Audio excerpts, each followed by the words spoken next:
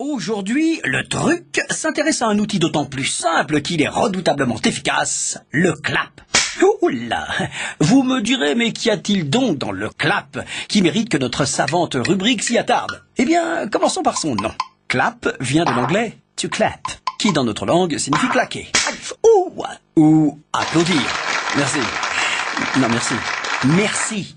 Car effectivement, l'une de ses fonctionnalités consiste à produire au début de chaque prise ce son court et sec qui rappelle un claquement. Alors pourquoi ce claquement?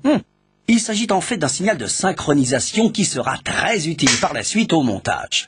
En effet, l'image et le son d'une prise sont souvent captés par des machines différentes et le monteur ou la monteuse, avant même de commencer à monter, utilise le clap pour synchroniser les différentes sources audiovisuelles.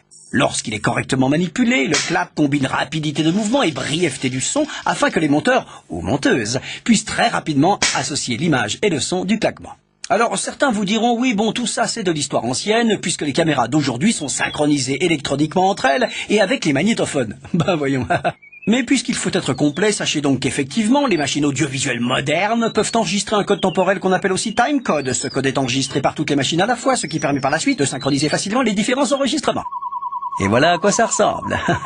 Vous en conviendrez, c'est nettement moins spectaculaire qu'un clap. D'ailleurs, amis technophiles, sachez que le code temporel n'a absolument pas éradiqué le clap.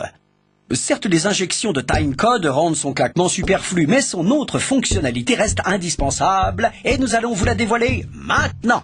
Sachez qu'avant le tournage d'un film, son scénario est structuré en un certain nombre de séquences, qui elles-mêmes se subdivisent en plans. Lorsqu'une séquence est composée d'un seul plan, on parle d'un plan, d'un plan séquence évidemment. Voilà. Mais il arrive très souvent d'ailleurs qu'on ait à filmer plusieurs fois le même plan à cause d'un comédien défaillant, d'un technicien incompétent. Bref, on parle alors de prise. Un plan nécessite parfois des dizaines de prises pour être réussi. On dit alors « c'est la bonne !» Ah ouais. Mais comment retrouver la bonne prise au montage? Et surtout, comment identifier à l'image et au son toutes ces prises pour les différencier clairement?